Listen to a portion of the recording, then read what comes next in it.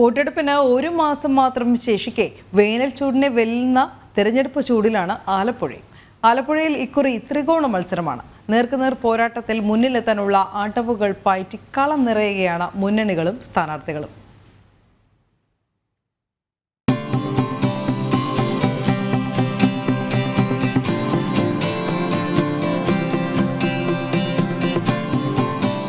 Road ഷോകളും ഭവന സന്ദർശനങ്ങളും മണ്ഡല പര്യടനങ്ങളും ഒക്കെയായി സ്ഥാനാർത്ഥികളെല്ലാം രണ്ടാം ഘട്ട പ്രചാരണത്തിലാണ്.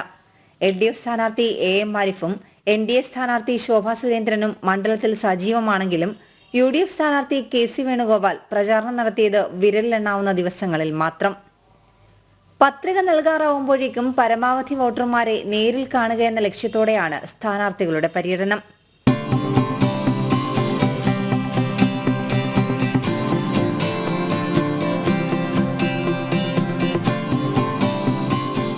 ആലപ്പുഴയും കൊല്ലം ജില്ലയിലെ കരുനാഗപ്പള്ളി വരെയുള്ള പ്രദേശങ്ങളും ഉൾപ്പെടുന്നതാണ് ആലപ്പുഴ പാർലമെന്റ് മണ്ഡലം. ഒന്നാം ഘട്ട പ്രചാരണത്തിൽ സമുദായ നേതാക്കളെ കണ്ടും ആരാധനാലയങ്ങൾ സന്ദർശിച്ചും പരമാവധി വോട്ടർമാരെ നേരിൽ കണ്ടും സ്ഥാനാർത്ഥികൾ കളം നിറഞ്ഞു.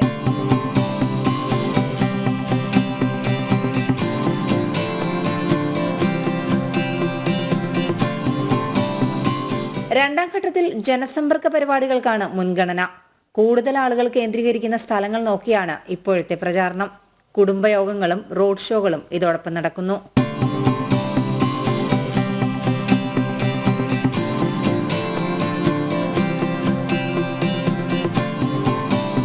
മീനച്ചൂടിനെ പോലും വെല്ലുന്ന കനത്ത പോരാട്ട ചൂടാണ് നാട്ടിലെങ്ങും.